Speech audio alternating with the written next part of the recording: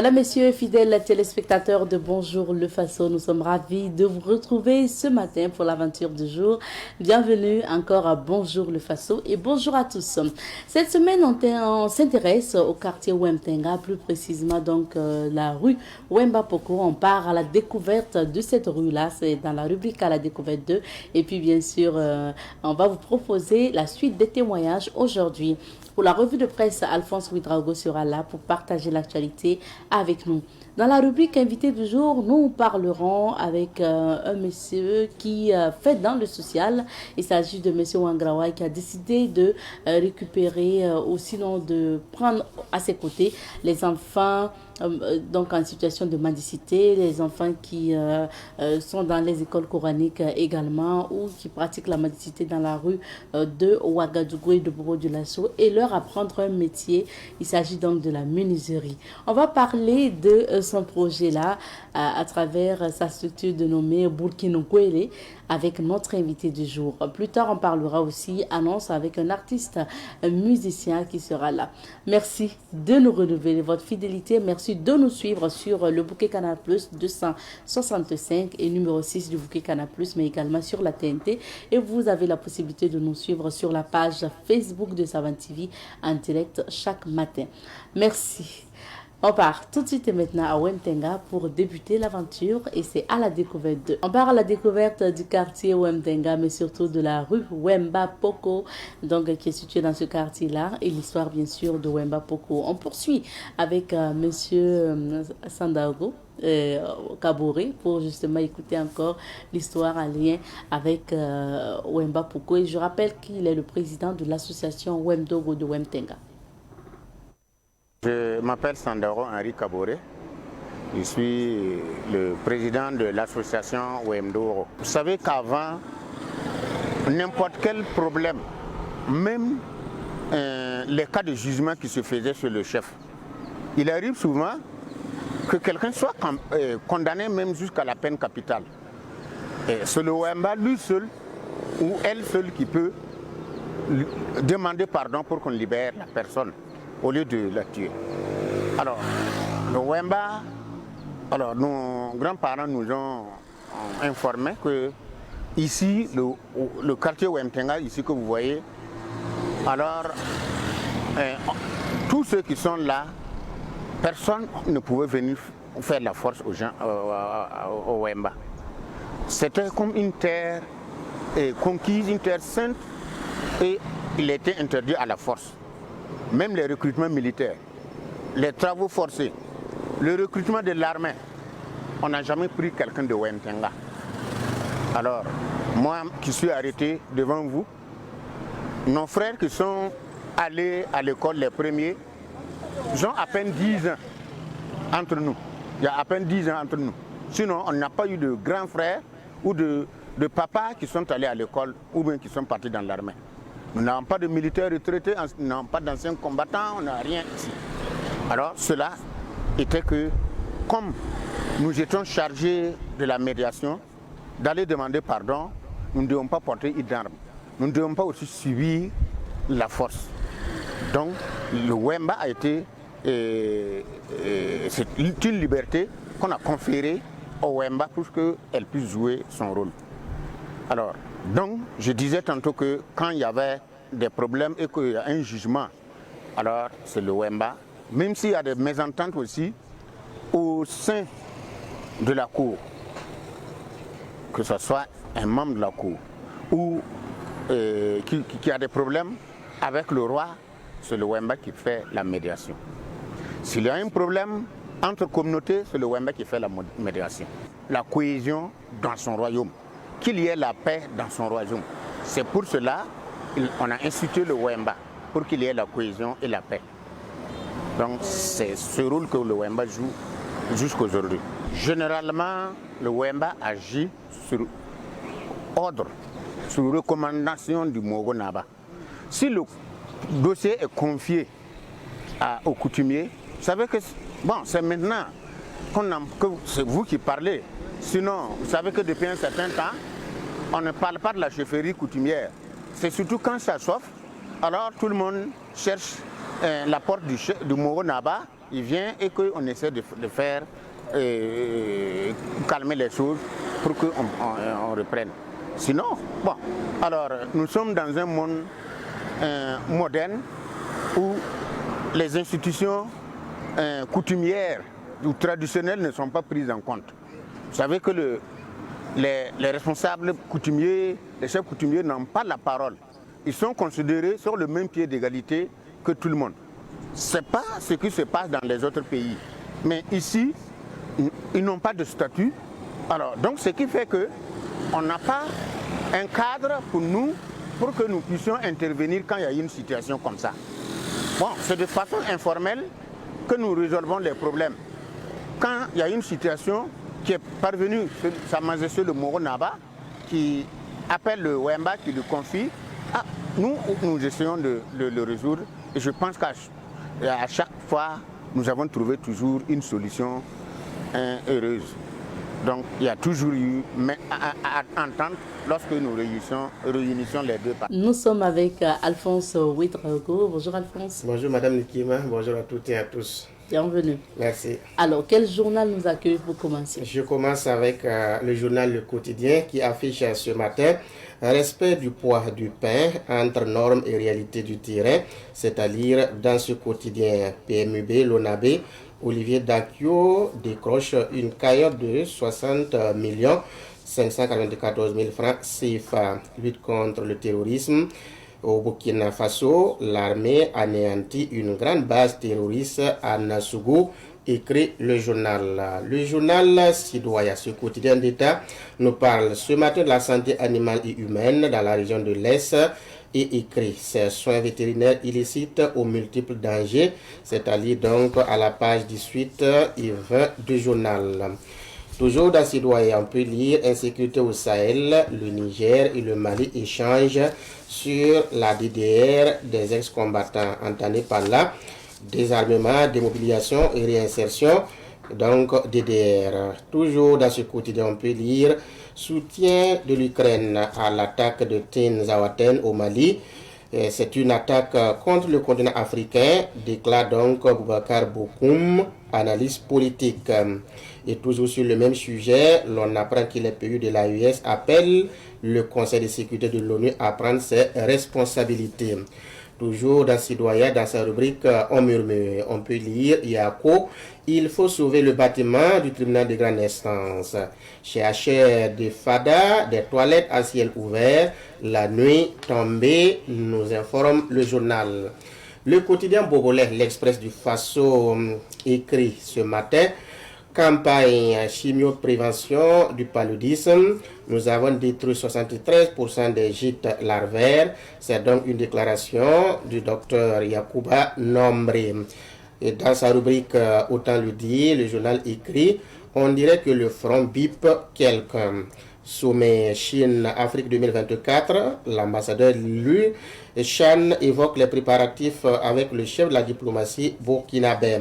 Arrondissement 5 de Bobo Dioulasso, délégation spéciale et OSC échange sur le développement.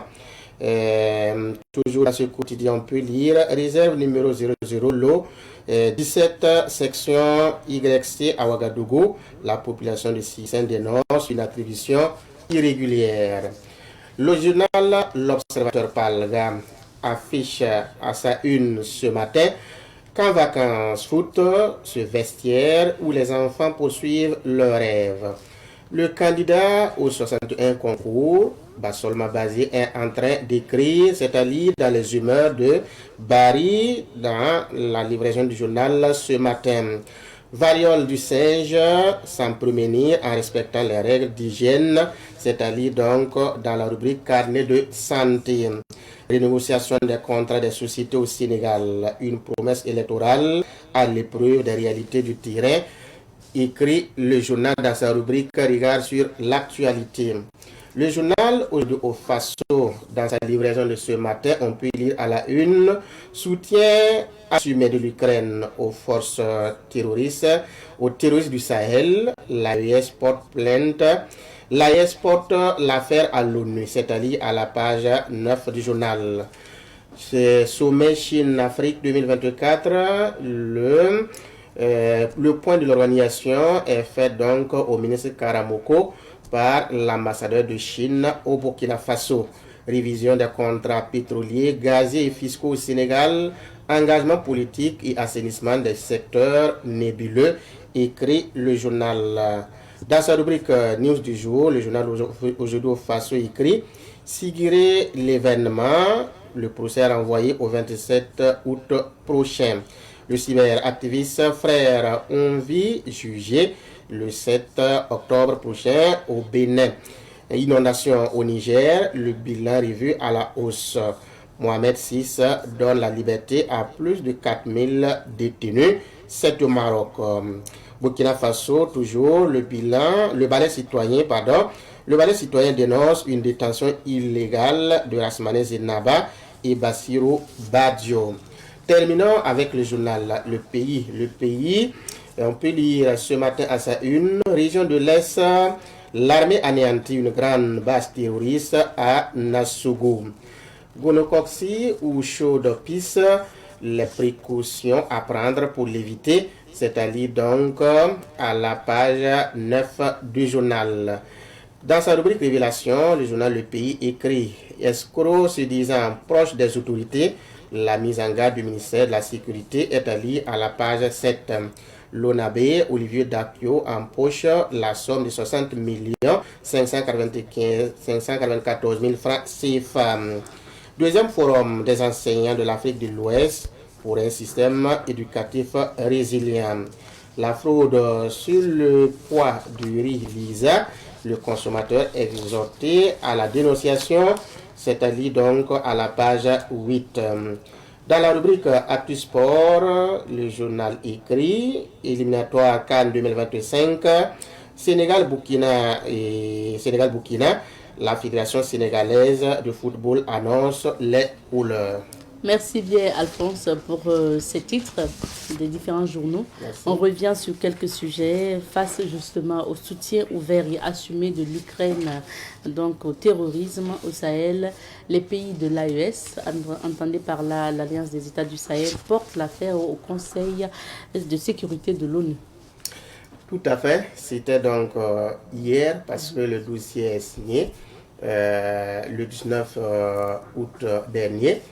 Mais c'est hier que ça a été rendu public donc, sur les antennes de la télévision nationale. Et comme cela revient dans les quotidiens, il faut noter que cela fait suite, bien sûr, à ce qui s'est passé à Tinzaouaten, au Mali.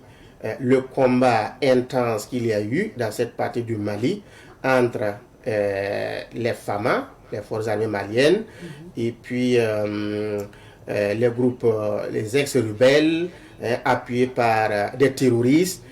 C'était un combat inimaginable, avec des dégâts énormes, avec tout ce qui s'est passé. L'État malien s'est étonné que, après cette attaque ignoble, que des comportements venant des autorités, des dirigeants ukrainiens, tendent à confirmer effectivement que l'Ukraine soutient, ou du moins était derrière donc ce qui s'est passé. Parce que d'abord, ça s'est passé avec l'ambassadeur de l'Ukraine au Sénégal, qui a fait sortir une vidéo pour partager, pour appuyer le combat qui était sur le terrain. Et cela a été dénoncé donc par les autorités sénégalaises, parce qu'elles ne pouvaient pas cautionner que, avec tout ce qui s'est passé, avec toutes ces pertes-là, étant donc sur le sol sénégalais, il se permet donc de jouer à cet activisme. Il a été donc convoqué par les autorités sénégalaises pour être entendu. Et après ça, comme si cela ne suffisait pas, au niveau même des dirigeants ukrainiens, avec le porte-parole des services de renseignement, il y a des messages qui ont donc été véhiculés pour soutenir ouvertement le combat qu'il y a eu et surtout soutenir les ennemis qui sont venus donc s'en prendre aux femmes. Donc, de ce fait-là, le soutien de l'Ukraine aux forces terroristes était donc manifeste, visible. De ce fait, c'est tout à fait normal que les uns et les autres commencent donc à condamner. D'abord, l'État malien a condamné, l'État nigérien a condamné, le Burkina Faso a dénoncé. Et je pense que cette lettre de protestation portée donc au niveau du Conseil de sécurité de l'ONU vise donc à suivre les rouages, vise donc à suivre la voie normale, qui est que cette plainte-là soit traitée avec toute la diligence possible au niveau du Conseil de sécurité de l'ONU. Alors, parlons du Conseil de sécurité de l'ONU, parce que quand vous n'êtes pas membre permanent, c'est difficile que votre voix soit vraiment entendue comme il se doit, parce que le Conseil de sécurité de l'ONU est composé donc de 5 membres permanents. Il y a la France, il y a les États-Unis, la Russie, la Chine et l'Angleterre. Alors, il y a ce qu'on appelle aussi les membres non permanents, comme occupe aujourd'hui la Sierra Leone, qui est le président du mois, parce que il est membre non permanent. La Sierra Leone, par exemple, ouvre en tout cas les travaux, mais elle n'a pas voix au chapitre en tant que tel. Ce sont les membres permanents qui discutent, qui décident de ce que vous avez porté comme doléance. Est-ce qu'il faut la traiter? Est-ce qu'il faut ajouter quelque chose?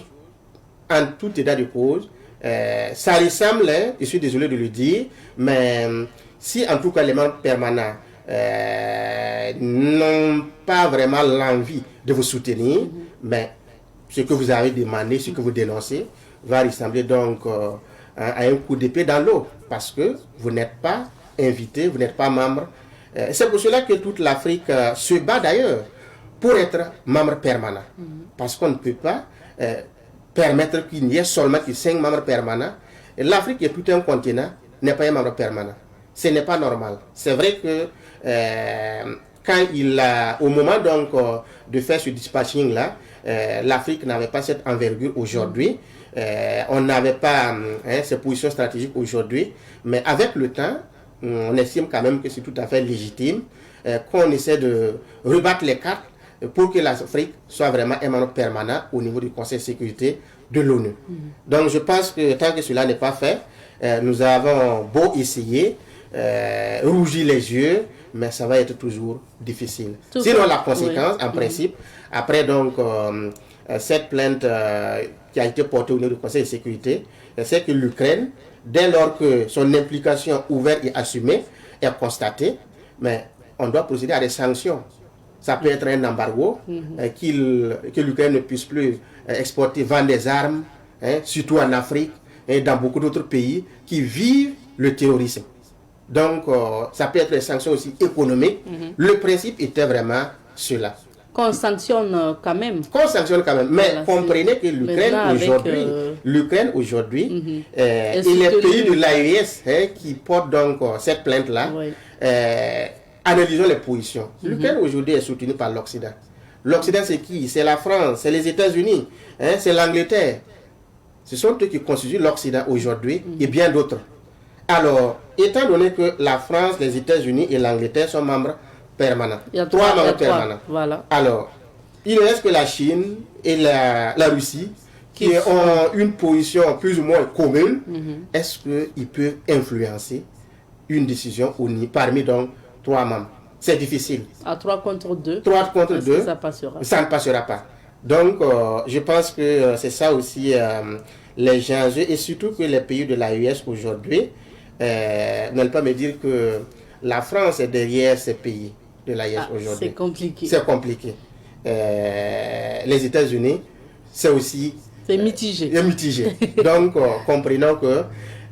mais c'est bien le courage que ces pays de l'AES ont eu. Il faut saluer, il faut soutenir et il faut surtout se battre pour que l'Afrique puisse avoir en tout cas ce statut de membre permanent. En tout cas, on attendra de voir la suite, c'est important. On passe au Sénégal, donc la révision des contrats pétroliers, gaziers et fiscaux est en marche. Oui, c'est une promesse de campagne du duo donc, qui gère le Sénégal aujourd'hui, Faye et Sonko, parce qu'ils avaient promis donc pendant la période de campagne qu'ils allaient opérer la rupture, et surtout cette rupture allait commencer par la renégociation des contrats pétroliers, gaziers et fiscaux. Parce que le Sénégal vient donc de se lancer dans ce secteur-là, qui n'est pas facile. Donc, tout le monde a les yeux rivés sur ça. Est-ce que ça a été discuté de façon gagnant-gagnant?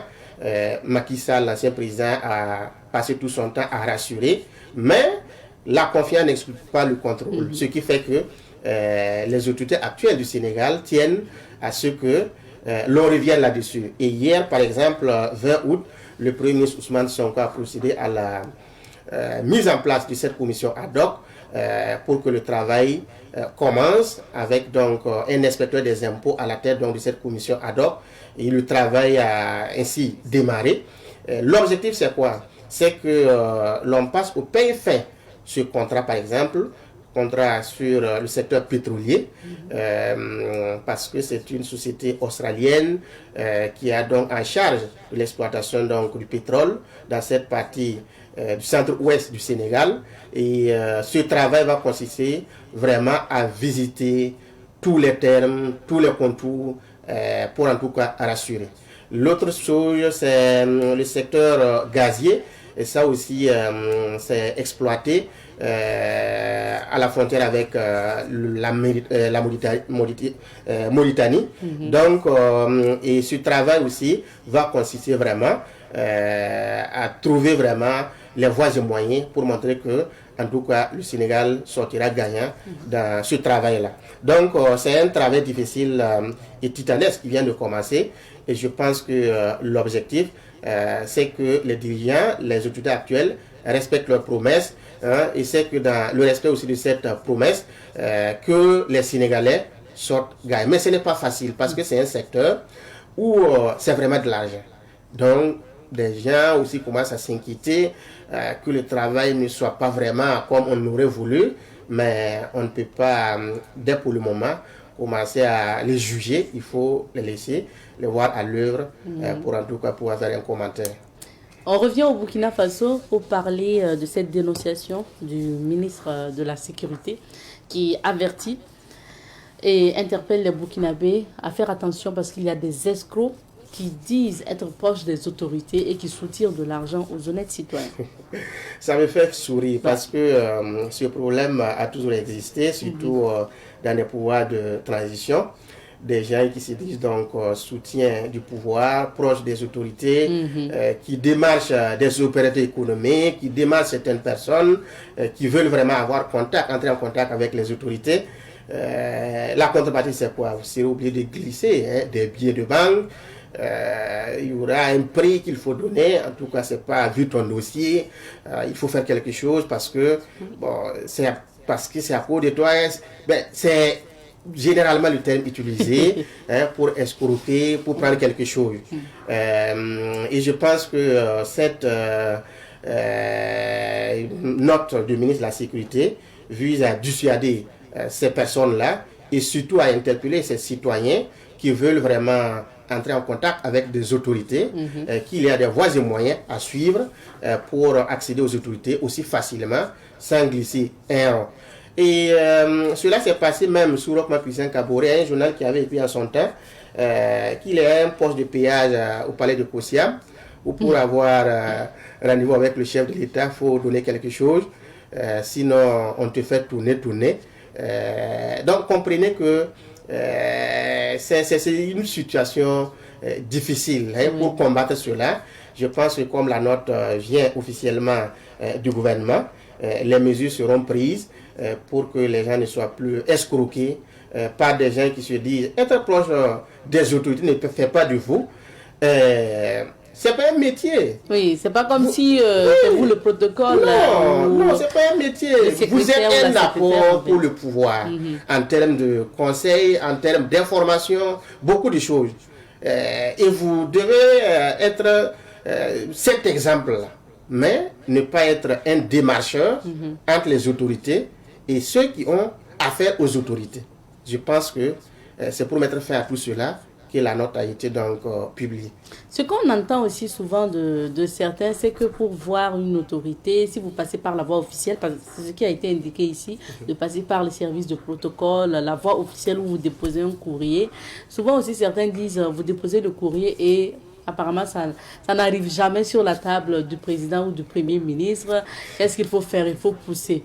Malheureusement, c'est le cas. Ce que vous dites là est exact, parce que il arrive que un usager a un dossier très sérieux, décide donc de voir une autorité, on te demande, tu écris la demande, tu remplis toutes les informations, alors qu'on va t'appeler. 10 ans, on ne va même pas t'appeler. Alors que c'est un dossier très important qui peut être bénéfique pour l'intéressé et pour le pays. Donc, généralement, il y a des gens qui sont dans ces services-là qui regardent ta tête avant de te programmer. Qu'est-ce que tu représentes financièrement? Si c'est une autorité économique, voilà, si tu as un poids économique, ben, rapidement, on essaie de positionner, de recaler certaines personnes et puis on te met.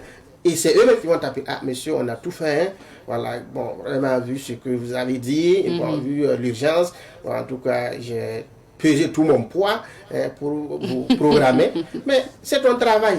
Tu n'as pas à peser de tout ton poids. Ouais, bien sûr. C'est ton travail. Si tu ne peux pas, tu laisses et puis on va mettre quelqu'un d'autre. Ça dépasse pas ça. Je pense que ce message-là est valable pour tout le monde, surtout ceux qui sont au niveau des services. Que ce soit au niveau des services déconcentrés, jusqu'au sommet de l'État. Chacun doit pouvoir faire son travail. Il n'y a pas ce citoyen-là qui n'est pas important. Et vous n'avez pas à juger des dossiers alors que vous n'avez pas encore connaissance de ce qu'il a comme message pour porter à l'endroit de l'autorité. Votre travail, c'est de programmer tout le monde comme il se doit, selon bien sûr l'agenda du ministre ou du directeur ou du président. Je pense que c'est ce travail qui doit être fait. Ouais. Si moi je décide par exemple d'aller voir le capitaine Ibrahim Traoré, le président du Faso, mais je me lève, je pars à la présidence, on me montre la voie à suivre, je remplis. Pas parce que c'est Alphonse, parce que c'est un citoyen lambda, mais le message que j'ai et que je vais porter à la connaissance du chef de l'État. C'est ça qu'il faut juger. Bien sûr. Donc je pense qu'il ne faut pas juger les gens avant donc ces visites-là. Honnêtement, ce communiqué du ministre de la Sécurité est à saluer parce que ça va en même temps interpeller que ce soit ceux qui sont au niveau des autorités et bien sûr ces personnes-là qui escroquent les gens, malheureusement. Alors, c'est pareil aussi, il y a un autre phénomène, c'est sur les réseaux sociaux, des personnes donc qui attribuent des messages au président du Faso. Oui, je pense que c'est aussi une note du service de la communication de la présidence du Faso pour attirer l'attention des citoyens parce que ces derniers temps, il y a des messages qui sont véhiculés sur les réseaux sociaux attribuant donc ces messages-là au chef de l'État alors qu'il n'en est pas question. Donc, ces messages sont généralement sur des questions sensibles, sur des questions de bouche à oreille. Et puis on dit, voilà, le chef de l'État a dit, il va faire ça, il va faire ça. Le chef de l'État a pas... Non, le chef de l'État, quand il parle, c'est officiel. Pourquoi on dit le chef de l'État? C'est le premier des Burkinabés. C'est le président du Faso. Donc sa parole compte. On ne peut pas imaginer ce qui est dans sa tête pour véhiculer. On ne peut pas peut-être, j'ai été reçu par le chef de l'État et en huis clos, il m'a dit cela. Et tu sors, tu en fais un message officiel. Non. Ce qu'il t'a dit entre vous, ça doit rester entre vous. Ça, c'est un secret. C'est entre vous parce que il t'a reçu, il t'a parlé de sa position, de sa vision par rapport à certains points. Mais vous n'avez pas sur votre page Facebook véhiculé cela, en fait donc un message du chef de l'État. Non, ça reste entre vous. Si le chef de l'État a porté un message à la connaissance donc, de l'ensemble des Burkinabés, il y a les canaux, comme le service de la communication l'a bien souligné, qu'il peut passer pour porter en tout cas ce message-là. Donc je pense que c'était pour attirer l'attention des Burkinabés, qu'on n'écoute pas les ondits, et là on parle pas de les ragots. Oui, on termine. termine. Ceux qui sont dans ces cas-là, qui véhiculent ces messages, qui attribuent ces messages au chef de l'État, ils sont passibles de justice. Également, ceux qui relaient aussi ces messages. Donc c'est valable aussi pour ceux qui relaient. Je pense que c'est clair. C'est bien clair. Merci bien, Alphonse, pour ces analyses de l'actualité internationale à celle nationale. C'était dans la revue de presse. Et pour la suite, tout à l'heure, on va parler de ce projet intitulé Burkina Gwele. C'est un projet qui consiste pour l'initiateur donc à pouvoir justement apprendre un métier, notamment la menuiserie, à ses enfants mendiants. Donc, ou ces enfants aussi dans les écoles coraniques qui après donc leur apprentissage se retrouvent dans la rue à faire de la mendicité. On en parle juste après. Nous recevons pour vous aujourd'hui Monsieur Mahamadi Wangrawa. Il est le PDG de l'entreprise EGTM et initiateur de Burkina Gwele. Vous allez savoir de quoi il s'agit tout à l'heure avec notre invité. Monsieur Wangrawa, bonjour. Bonjour madame. Bienvenue sur notre plateau. Merci. Alors, M. Wangrawa, déjà, que fait votre entreprise? Quel est le travail que vous faites? Bon, en fait, nous évoluons dans les travaux de menuiserie aluminium, vitrerie, menuiserie bois et autres. Voilà. Donc, mais pour rectifier un peu, en fait, je suis là pour parler de l'association Burkina Gwele. C'est devenu une association. Oui, ah, oui. super. Voilà, au départ, c'était une branche de l'entreprise, mais nous avons jugé utile d'en faire une association. D'en faire une association. Comment justement est née l'initiative d'abord à la base qui devient aujourd'hui une association Burkina Gwele? Il faut d'abord même expliquer à ceux qui ne comprennent pas Maurice ce que ça veut dire Burkina Gwele. Oh, Burkina Gwele, ça veut dire que son nom, en fait c'est amoré. Burkina Gwele c'est bas ou tabouret. Mais bon, à la burkinabé quoi. Voilà. Donc ça veut dire que quand on parle d'intégrité, voilà, c'est ça le burkinabé. Donc le bas c'est un symbole de Burkina. Voilà. Donc ça, littéralement on va dire le bain burkinabé. Voilà, si vous voulez. Mais qui va au-delà de ça. Parce qu'on veut faire ressortir l'intégrité du temps. D'accord. Voilà, le Burkina. Comment est née l'initiative, Monsieur Wangrawa? Bon, en fait, vous voyez, nous intervenons dans la réinsertion des enfants talibés, communément appelés Garibou. Oui. Voilà. En fait, moi, je suis dans une zone où il y a beaucoup de talibés. Des enfants talibés. Vous êtes à Ouaga et à Bobo? Oui, oui. Donc à Ouaga, vous êtes à Tampuy? À Ouaga, nous sommes à Tampuy. Et maintenant, chaque jour, quand je m'arrête au niveau des feux tricolores, il y a une masse de mendiants qui viennent, voilà. Et souvent même qui perturbent la circulation. Et moi, bon, de nature, j'aime pas donner cadeau, quoi. Donc, un jour, je les ai dit, non, bon, suivez-moi, je vais vous apporter du travail. Bon, non, je les ai dit de me suivre, on va aller voir quelque chose. Donc au départ, ils croyaient que c'était de l'argent que je voulais les donner, ou bien c'était des sacrifices, des aumônes. Voilà. Et arrivé à la télé, je les ai dit, non, voilà, vous travaillez, et moi je vous donne de l'argent. Et d'autres ont hésité, et d'autres ont essayé, et voilà comment c'est passé. C'était en quelle année déjà, quand vous avez approché les premiers? Non, à peine, c'était en mois de février. Voilà, donc cette année. Voilà, cette année. Voilà. Ok. Et après... parce qu'il y a eu d'abord les premiers que vous avez approchés. Oui. Est-ce qu'après, comment ça a évolué? Ils se sont appelés ou bien vous êtes repartis? Voilà, on est allé au départ avec 8 personnes. Voilà. Mais maintenant, nous avons utilisé une stratégie qui a marché. C'est ça. Parce que, j'ai essayé de comprendre combien ils pouvaient gagner par jour. Voilà. Et ils m'ont répondu que ça variait entre 500 à 1000 francs. Voilà. Donc, du coup, moi, je les ai dit, bon, écoute, moi, je vais vous donner 1000 francs par jour. Donc, ça, c'est acquis, en fait. Voilà, voilà. Okay. Mais nous ne touchons pas à votre programme d'apprentissage coranique. Ça veut dire, généralement, c'est des enfants qui sont venus pour apprendre la lecture du Coran. Voilà. Donc, du coup, bon, pour des raisons diverses, ils se retrouvent dans la rue pour mendier. Oui. Après, ils retournent sur leur maître. Bon, donc, ils ont l'habitude de rentrer avec de l'argent. Bon, donc, on ne peut pas les ramasser comme ça et puis voilà, vouloir qu'ils essaient de travailler les postes vides. Ce n'est pas possible. Donc, du coup, ils ont vu que 1000 francs et notre programme commence de 8h à 12h30. Okay. Et ils retournent prier et puis continuer leur apprentissage. Donc, du coup, l'enfant voit que de 8h à 12h30, lui, il gagne 1000 francs. Et c'est tous les jours. Donc, du coup, bon, il veut essayer voir. Et quand il vient 2-3 fois, bon, au départ, ils viennent avec leur boîte, mais 2-3 fois, ils abandonnent la boîte et puis voilà. Et ils s'intègrent sérieusement. Donc, ils informent leurs amis ou bien leurs collègues qui viennent souvent en masse. Et nous, on est débordés. Ah oui. Ouais. Parlons juste, quel est l'objectif? Parce que c'est parti d'une initiative. Oui. Là, vous avez créé une association. Oui. C'est dire que vous voulez agrandir les choses, avec certainement du soutien s'il le faut. Oui. J'ai vu qu'à Bobo, d'ailleurs, vous avez procédé également. On va pas dire recrutement, je cherche le mot juste. Vous avez en tout cas approché aussi d'autres talibés, enfants talibés pour notamment les amener dans des ateliers aussi. Quel est l'objectif que vous visez avec maintenant cette association? Bon, en fait, c'était au départ une idée personnelle. Bon, voilà, je me suis dit que non, je suis aussi parent.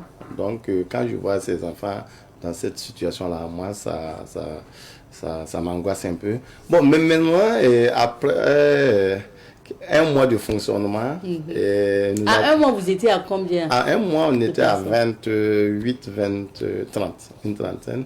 Bon, maintenant, on est allé présenter l'équipe au chef de Tampuy, dont nous sommes... Voilà. Et après, lui nous a conseillé d'aller voir le Molo. Je les ai amenés voir le Molo. C'est à partir de là-bas que tout a commencé. Puisque lors d'une publication d'un journaliste, le ministère de l'Action humanitaire m'a fait appel. Voilà, ils ont essayé de comprendre la méthodologie. Souvenez-vous que la mendicité est interdite par les tests du Burkina. Oui. Voilà, donc, et c'est un fléau même que les autorités combattent depuis fort longtemps. Voilà. On a vu des cas, il y a eu une période où on a voulu justement amener ces enfants. Tout à fait, de force. Et puis voilà. Donc nous disons que bon, notre méthodologie, nous ne forçons personne. Okay. Mais maintenant, nous avons envoyé un système qui peut vraiment résoudre le problème définitivement, voilà, sans vraiment en faire trop de bruit là-dessus. Voilà. Parce qu'à quelque part, c'est un phénomène très très sensible. En ce sens que, bon, vous voyez, ces enfants ne sont pas, ils sont sous la couverture de maîtres coraniques. Oui. Voilà. Donc, du coup, il y a le moral, en fait, le dialogue n'est pas tout à fait au beau fixe avec les premiers responsables du ministère. Et quel est justement le cas de la manière dont vous procédez? Est-ce que vous vous entendez maintenant avec leur maître coranique? Bon, parce que c'est ça aussi. Oui, c'est ça. Bon, en fait, j'ai fait le tour de presque la moitié. Bon, en fait, j'ai fait de porte en porte. J'ai rencontré tous ces maîtres-là, la plupart de ces maîtres. Les enfants qui sont avec vous, vous avez rencontré leurs maîtres. Même ceux qui ne sont pas encore venus, voilà, à Ouaga comme à Bobo. Voilà, donc je salue de passage l'honnêteté de certains maîtres coraniques qui reconnaissent que non, l'enfant en apprenant un métier et venir apprendre l'apprentissage coranique chez eux, en fait, ça ferait du bien à cet enfant-là et qu'ils ont marqué leur accord pour la continuité de ce processus-là. D'accord. Alors, Monsieur Ouangraoua, à ce jour... si vous devrez faire le point des enfants qui sont avec vous, et maintenant vous avez initié donc Boukinguele aussi au niveau de Bobo Dioulasso, qu'est-ce que vous pouvez nous dire? Bon, à Ouaga, présentement, le programme a touché plus de 120 personnes. De février à maintenant? Voilà. Wow. Et à Bobo, une trentaine. Et nous sommes allés loin, puisque dans les grandes villes, c'est les métiers, les travaux de main-d'œuvre, genre menuiserie, bois, aluminium, vitrerie, que les enfants apprennent. Par contre, dans les campagnes, il y a des enfants talibés aussi. Et qu'est-ce qu'on fait? On ne peut pas les apprendre la menuiserie ou bien la soudure là-bas. Donc, nous avons fait un programme agricole là-bas. Donc, la phase expérimentale, on a eu lieu à Satiri. Voilà, une localité située à 50 km de Bobo Dioulasso, où une bonne volonté nous a cédé 10 hectares. Voilà, donc il y a 60 enfants talibés là-bas, voilà, que nous avons essayé d'encadrer, et puis voilà, qui sont sous notre couverture à l'heure actuelle. Donc dans les campagnes, ça sera l'agriculture et l'élevage, et dans les grandes villes, les travaux de métier. Et moi, j'ai la chance d'être ouvrier aussi de mon état. Donc, ça fait que, voilà, c'est pas trop compliqué de pouvoir insérer les enfants. Bon, parlons justement d'insertion, surtout pour les métiers d'apprentissage. Vous, personnellement, vous avez votre atelier ou bien vous avez plusieurs ateliers. Et comment vous faites pour pouvoir placer ces enfants? Bon, ok, voilà que, bon, moi, je suis dans le domaine de la vitrerie. Voilà, et aujourd'hui à Ouaga, on compte facilement près de 1000 ateliers de vitrerie. Et ces gens, bon, 95% de ces gens me connaissent. Donc, du coup, voilà le programme. On ne peut pas créer un centre et demander à envoyer tous les enfants là-bas. Ça serait une erreur. Parce que les enfants sont habitués déjà dans la rue. Un enfant qui quitte dans la rue, vous l'amenez dans une maison clôturée, il se sent prisonnier. Voilà, raison pour laquelle le programme du ministère n'a pas marché. Voilà. Donc, il faut que l'enfant quitte de la rue et dans un atelier aussi de la rue. Il travaille et puis il est toujours en phase avec la rue. On peut l'envoyer chercher de l'eau dans une boutique. Et il voit toujours la rue. Voilà. Et là, un mois, 2 mois de formation, l'enfant a pris conscience. Et là, maintenant, si vous l'amenez dans un centre, ça passe facilement. Donc, nous recrutons les enfants par rapport dans les zones d'où ils viennent et nous les plaçons dans les ateliers non loin de ceux. D'accord. Voilà. Et d'ailleurs, même, nous sommes en voie de... on est en train de toucher les différents arrondissements. Et d'ailleurs, il y a 5 même qui nous ont répondu favorablement. Où dans chaque arrondissement, on va installer Burkinabé, former les enfants de talibé de leur zone. Mais précisons qu'il y a des enfants de déplacés internes aussi dedans. Ah, d'accord. Oui. Ok. Alors, on va voir au fur et à mesure les images donc des placements que vous avez pu faire, des enfants qui sont en train de travailler, fabriquer notamment des bancs, des tabourets. Après, justement, l'apprentissage de ce métier, est-ce que vous leur apprenez aussi à écouler la marchandise? Parce que fabriquer un banc, il faut après vendre et tout. Oui. Vous voyez, si on parle de les donner 1000 francs par jour, de faire 500 là, on n'a pas assez d'argent pour donner, imaginez 60 personnes. 1000 francs. Ça veut dire qu'il y a une politique commerciale qui se casse dedans. Les 1000 francs, c'est pour amener l'enfant à venir adhérer au programme. Puisque la confection du bain, nous recrutons des ouvriers déjà qualifiés et que nous payons par contrat. Voilà, des contractuels si vous voulez. Donc un bain fabriqué, nous payons 600 francs au menuisier, à l'ouvrier qualifié là. Donc maintenant, chaque jour nous donnons 1000 francs à l'enfant. Et il y a un cahier, un registre où nous mentionnons les listes de présence. Voilà. Maintenant, 2 semaines, le bain est facile à apprendre. Donc en 2 semaines, l'enfant sait déjà faire le bain. Donc du coup, il est déjà content, fier de lui-même. Le fait qu'il a quitté dans la rue, laissé la boîte et gagner dignement 1000 francs à travers le travail. Donc du coup, il prend goût maintenant du travail. Et maintenant, comme il sait faire, donc il devient automatiquement maintenant un contractuel. Au lieu qu'on lui donne 1000 francs par jour, ça veut dire qu'il fabrique maintenant les bains et sur chaque bain, il a 600. D'accord. Et s'il gagne 10, il a 6000. Et quand il prend 10, au lieu qu'on nous le paie maintenant 6000 là, on soustrait maintenant, on reprend nos 1000 francs par jour là. Vous comprenez? Donc, c'est-à-dire qu'on a utilisé juste l'argent pour amener l'enfant dans le travail. Voilà. Et une fois qu'il s'est fait, nous récupérons au fur et à mesure aussi nos 1000 francs.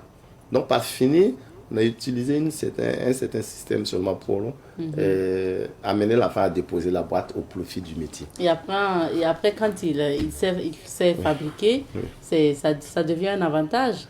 Oui. Il peut lui-même. Il y a déjà d'autres. Bon, souvent, vous allez voir au début, quand ils viennent, vous allez les voir. Puisque souvent, pour mendier, il faut se retrouver dans une situation vraiment misérable. Voilà, habits sales, déchirés. Voilà.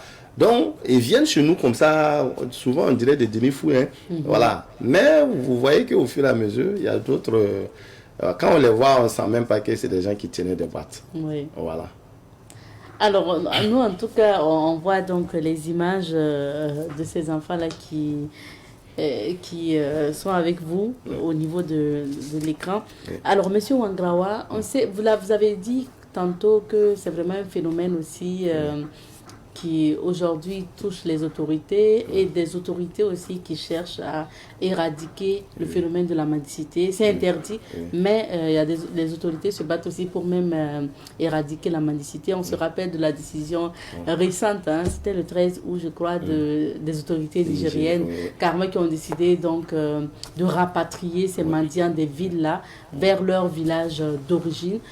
Qu'est-ce que vous pensez de cette méthode? Non, nous saluons même la décision des autorités nigériennes. Mais bon, nous disons que la méthode n'est pas ça.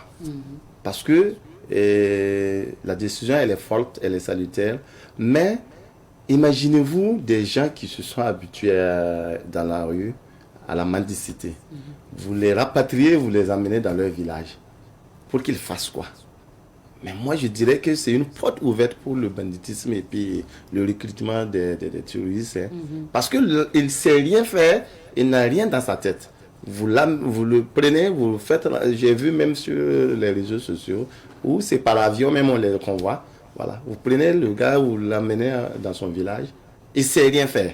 Voilà. Donc, du coup, un chef terroriste l'approche, mais écoutez, il parle facilement.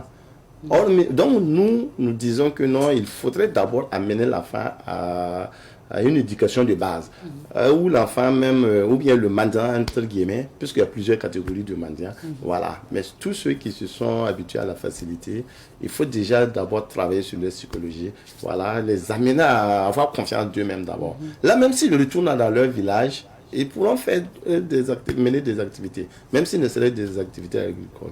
Maintenant, revenons sur le Burkina Faso. Bon, moi, j'ai du mal à comprendre une loi qui dit non, ça c'est interdit. Des autorités qui sont là, qui sont censées à mettre en application les textes. Bon, et vous et moi, quand on brûle le feu tout de suite, l'autorité nous attrape, voilà, on sera verbalisé, voilà. Donc, quand on commet une infraction, on est réprimé. Et maintenant, il y a une loi qui interdit la mendicité.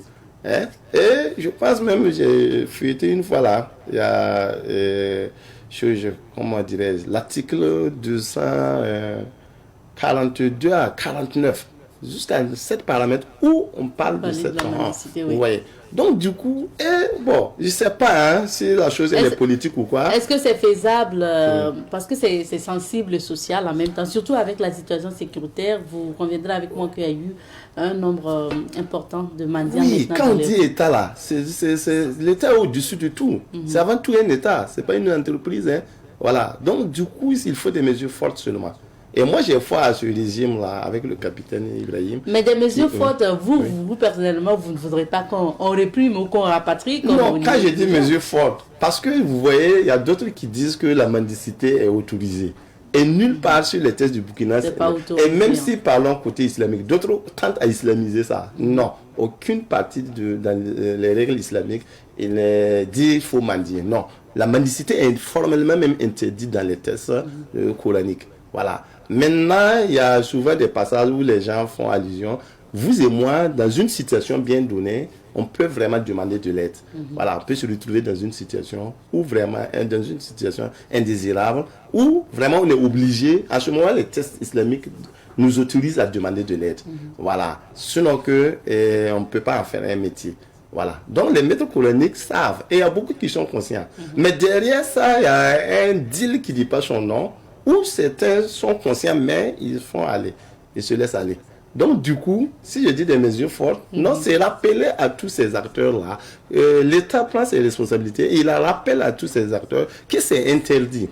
Voilà. Et maintenant, ici, voilà, Dieu merci qu'il y a un problème qui est là, qui veut récupérer les enfants. Les enfants vont gagner en ressources financières, en savoir, en connaissance, et ça va les amener à se mettre au sérieux dans l'apprentissage. Vous voyez, mais maintenant, vous laissez un enfant dans la rue, le matin, à partir de 5 h du matin, ils sont... Et ces enfants-là, moi j'ai touché presque tous ces enfants-là, et leur maître, dans les rues de Bobo et Ouaga. Vous voyez, à peine même si ces enfants prient, ils ne prient même pas, voilà, je peux le dire. Et on parle d'islam. Donc, chaque fois, bon, je ne sais pas, hein, moi, pour me réserver, mais pour dire que chacun doit être honnête à son niveau. Voilà, les maîtres talibés, moi, je les invite à la sincérité. Voilà, il y a un programme qui est là. Amenez vos enfants on ne touche pas à leur programme d'apprentissage. Ok. Le matin, de 8h à 13h. Et pas de prier et puis continue à l'apprentissage coranique. Voilà, tous les jours. Voilà. Donc, ils ont le savoir de faire quelque chose dans la vie. Et le Coran, vous allez voir que s'ils devaient prendre 4 à 5 ans pour l'apprentissage du Coran, maintenant que leur idée est concentrée sur le métier et puis l'apprentissage, ça va aller vite. Ouais. Donc, tout le monde gagnera et la société gagnera. Voilà.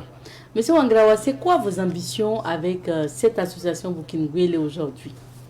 Zéro mendiant au Burkina Faso. Zéro mendiant. Parce que on ne peut pas, dans un pays sérieux où des gens travaillent, que d'autres demandent. Vous voyez? Donc c'est très facile. Et le problème, c'est que à partir de cette mendicité-là, d'autres personnes qui n'ont même pas le statut talibé s'infiltrent dedans. Voilà. Vous allez voir, à Bogo, j'ai vu un cas comme ça où un petit, je l'ai appelé, il dit, bon, écoute, viens déposer ta boîte et moi je te trouve quelque chose à faire. Et appelle tes amis, ils vont venir. Quand je l'ai convaincu, après quand je vais partir, il me rejoint dans ma voiture, il dit, non, écoute, je vais te dire la vérité, monsieur. Moi, je suis venu d'un site d'opérage, je suis arrivé à Bogo, je n'ai personne, je connais personne, et puis voilà, j'ai pris la boîte pour le demander. Vous voyez? Donc ça veut dire que n'importe qui peut prendre la boîte, se confondre à un enfant talibé, et puis voilà, et ça devient un cas social, et c'est un problème très sérieux. Un problème très sérieux, vos ambitions c'est zéro mendiant, voilà. Donc dans les rues, au Burkina, hein, donc dans nos rues. Bon, pourquoi pas même dans l'espace AES? Pourquoi pas. Voilà. Mais comment y arriver? Parce que pour y arriver, il faut forcément... pour arriver, il faut vraiment qu'on se départit des écritures et puis des paroles. Ça veut dire que moi, quand je vois souvent qu'on a fait un atelier. Les ateliers, indépendamment des ateliers, que sondage, ou bien c'est une enquête, oui. Ça gonfle, ça écrit beaucoup. Moi, je dis, c'est pas la solution. Vous voyez, quand le président capitaine est arrivé, il a dit, dès son premier discours, écoutez, ramenez-moi les pick-up qui étaient garés dans vos différentes institutions. Là. Et automatiquement, ça a été fait. Et quelques jours après, vous avez vu, c'est des trucs pratiques. Oui. Donc, il faut aller à la pratique. Pas d'inventaire, pas de sondage, pas d'enquête. Donc, on prend des ressources financières pour faire des enquêtes, des faits. Non. Pourtant, la solution, elle est très simple. Et si vous voulez laisser... Bon, venez, nous allons tous ensemble travailler. Et nous allons travailler ensemble et voir comment on va réduire le problème. Pas réduire, on peut arriver à zéro mendiant. C'est aussi simple que ça. Moi, je vous parlais des ateliers de vitrerie, par exemple. Voilà. Imaginez, sur votre plateau, je m'assois ici, je peux contacter au minimum, par exemple, 100, 200 ou 300 vitriers. Et je peux vous le dire, sur le 100, écoute, un tel, moi, je veux que tu prends 2 ou 3 personnes. Voilà. Donc, je n'ai pas besoin de couleur, je n'ai pas besoin d'écriture. Non. Je prends mon téléphone, j'appelle 200 personnes, voilà, qui vont me prendre 2, 3 enfants par rapport à la catégorie de l'entreprise. Oui. Ça, c'est côté vitrerie. Voilà. Je prends la menuiserie bois. J'ai des amis, je connais pas mal d'ateliers. Même si je ne connaissais même pas, je pouvais aller les voir. Il y a beaucoup d'ateliers au Burkina, à Ouagadougou. Est-ce que vous voyez? Maintenant, l'État, ceux-là même qui sont censés prendre, faire les couleurs et consorts, vous prenez ces ressources, vous venez, on appuie le programme et puis c'est tout. La main d'œuvre manque au Burkina Faso. La preuve en est que vous voyez les frères togolais et béninois là. Ils ont inondé le Burkina Faso. Voilà. Et tous, 95% des Béninois et Togolais qui sont au Burkina Faso, c'est dans la main d'œuvre. Des maçons, des menuisiers, des tout. Allez-y au Togo ou bien au Burkina, à Lomé. Tous ceux que vous verrez comme Burkinabé là-bas, c'est juste des commerçants. Vous ne verrez pas un maçon, c'est pas possible. Les métiers là. Voilà, vous voyez. Donc ça veut dire que, mais imaginez s'il y avait on peut pas exporter notre expertise en matière de main d'œuvre au Ghana, au Togo ou bien au Bénin. Non. Ceux qui viennent vendre leur expertise ici. Mais si on formait ces enfants-là, on a résolu le problème de la mendicité, qui est un fléau grave. Est-ce que vous voyez? Voilà. Et on est à l'aise dans notre pays. Alors, monsieur Wangrawa, maintenant que vous êtes en association, vous avez vos ambitions, vos idées claires, est-ce que vous avez approché à nouveau les autorités? Parce qu'avant, c'était le ministère en charge de l'humanitaire qui vous a approché.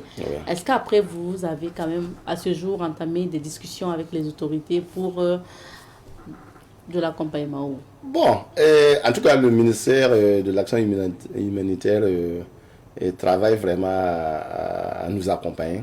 Bon, même si rien n'est fait pour le moment. Voilà. Donc, je pense que d'ici là aussi, peut-être que nous avons adressé une correspondance au niveau du ministère de l'Agriculture. Voilà. Vous voyez que le programme est étendu déjà dans les campagnes. Voilà. Même si c'est rien que le programme de satellite qui prend déjà en compte 60 personnes. Voilà. Il y a lieu que le ministère s'implique dedans. Voilà. Donc, du coup, bon, nous disons que ce soit le ministère, que ce soit les ONG aussi œuvrant dans le même sens, que vraiment, qu'ils n'ont qu'à se lever, qu'ensemble, nous puissions vraiment faire bouger les lignes. Et c'est faisable, c'est pas sorcier. Imaginez, à moi seul, je mets déjà 200 personnes à l'heure actuelle, à titre individuel. Bon, ça veut dire que même sans autorité, même, il suffisait même que les Burkinabés s'engageaient et puis voilà, ce problème est réglé. Donc, le problème de mendicité là, il faut que les gens soient regardants sur la question, c'est tout. Sinon, hormis l'État même, il y avait des personnes ressources qui, s'ils s'étaient investis dans cette histoire-là, on allait finir avec ça. Moi, je ne sais pas si à quelque part, il y a des trucs cachés que je ne maîtrise pas, mais c'est faisable. À Bobo comme à Ouaga, vous avez quand même l'accompagnement d'autorités coutumières. Bon, pour le moment verbal, oui. Pour le moment verbal, voilà. Il nous encourage, voilà. Il y a d'autres, on a eu des séances de travail, voilà. Bon, mais jusqu'à l'heure actuelle, voilà. Pourtant, il y a un problème qui est là. Vous voyez, aujourd'hui, un enfant qui entend parler de Burkinabé et qui vient, nous, on ne peut pas le rejeter. Vous voyez, parce que si on les rejette, ça dit, vous avez promis 1000 francs, donc il faut donner 1000 francs. Vous voyez, bon, maintenant, pour la commercialisation, c'est maintenant, on n'avait même pas voulu, à l'heure actuelle, ils sont en train de vendre dans les rues. Pourtant, ce n'est pas dans le nord.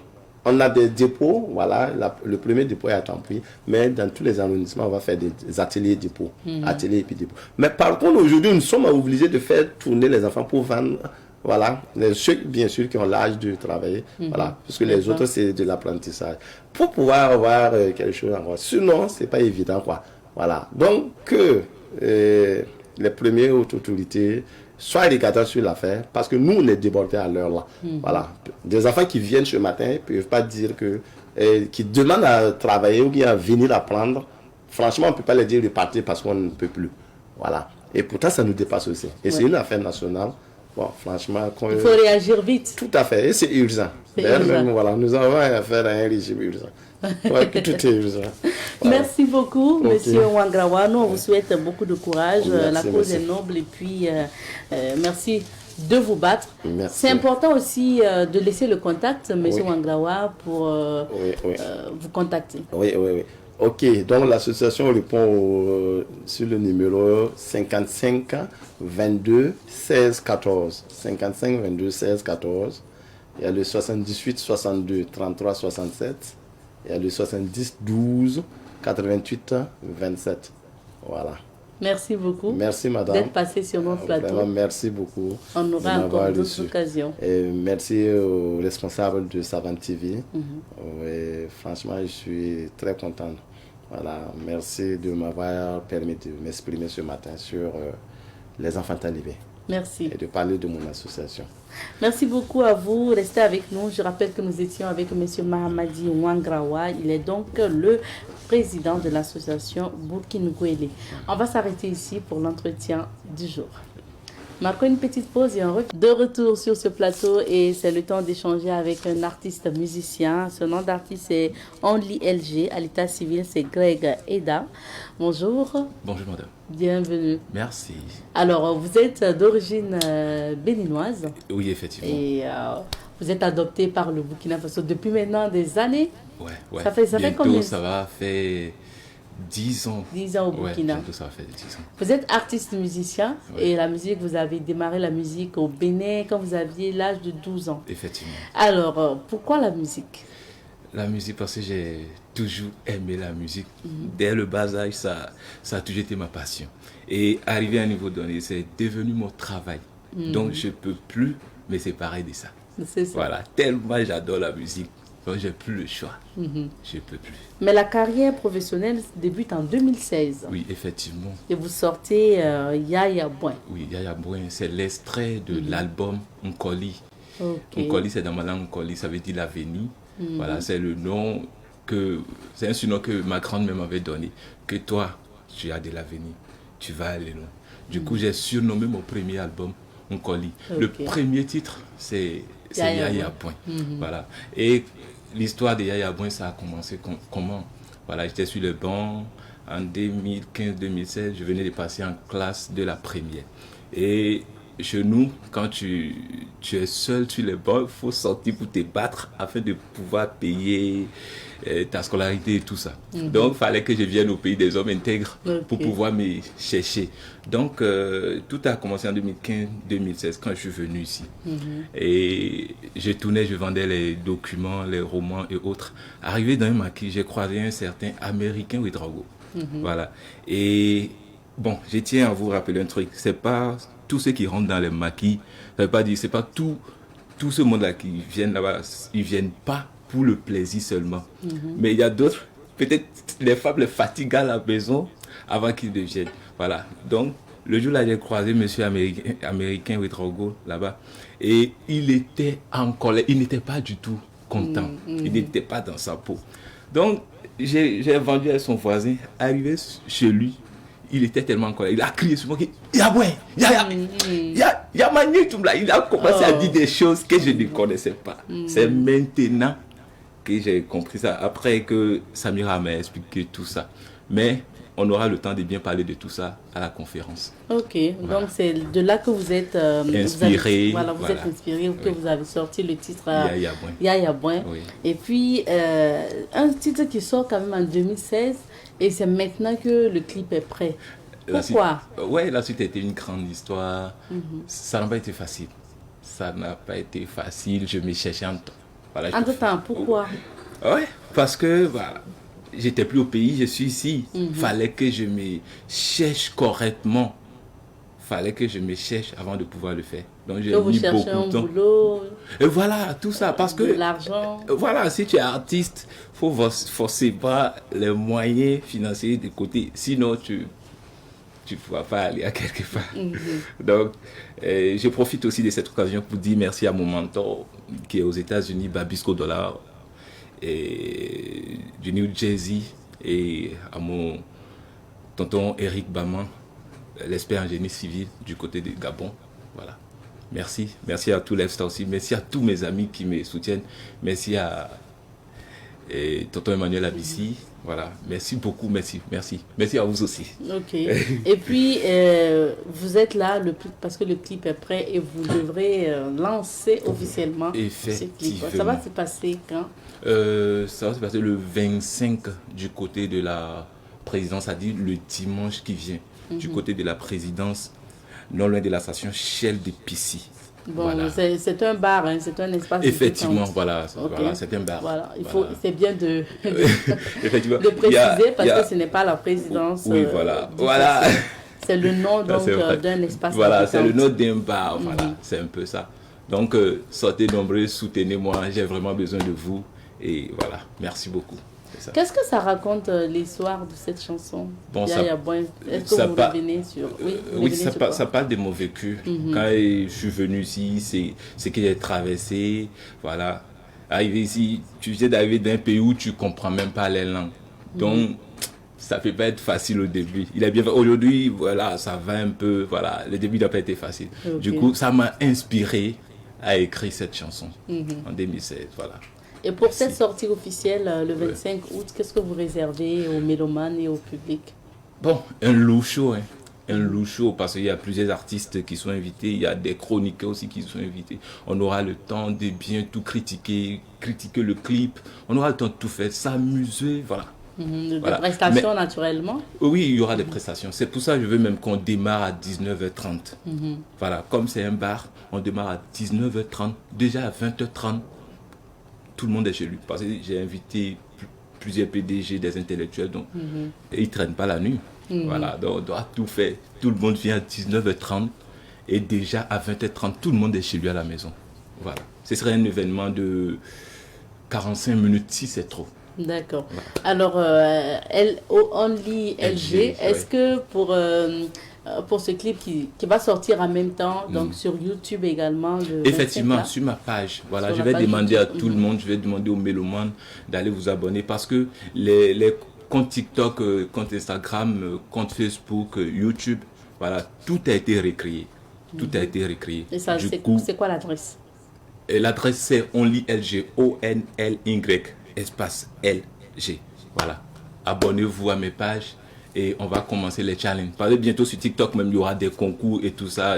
Trop de jeux que je vais faire sur cette chanson. Parce que c'est un véritable hit. Donc, il faut qu'on fasse tout possible pour pouvoir le booster. Est-ce que nous, on peut l'avoir? Est-ce que tu vas nous fredonner ça un peu? Bien sûr, pourquoi pas? Voilà, d'accord. Tu sais pourquoi j'ai quitté mon beau pays jusqu'ici? J'ai quitté mon pays juste à cause des Ligidi. Et voilà que je suis venu au pays des hommes intègres. Et ici, ça le mourait, alors que moi je ne comprends pas mourir. Rendez-vous le 25 du côté de la présidence de Pissy. Ça va très très bien se passer. Venez, je vais tout faire pour vous. Vous serez contents. Merci beaucoup. Merci. OnlyLG. Merci d'être passé. Puis on sera là le 25 au niveau donc, de la présidence de Pissy. Dans cet espace de détente là pour encore découvrir le clip de Yaya Boy. Merci. Merci bien. Merci. Alors, vous restez avec nous. Nous disons merci également aux fidèles téléspectateurs de Bonjour le Faso d'avoir suivi cette émission qui s'achève maintenant. Rendez-vous demain jeudi pour d'autres aventures. Prenez soin de vous et à demain. Tchuss.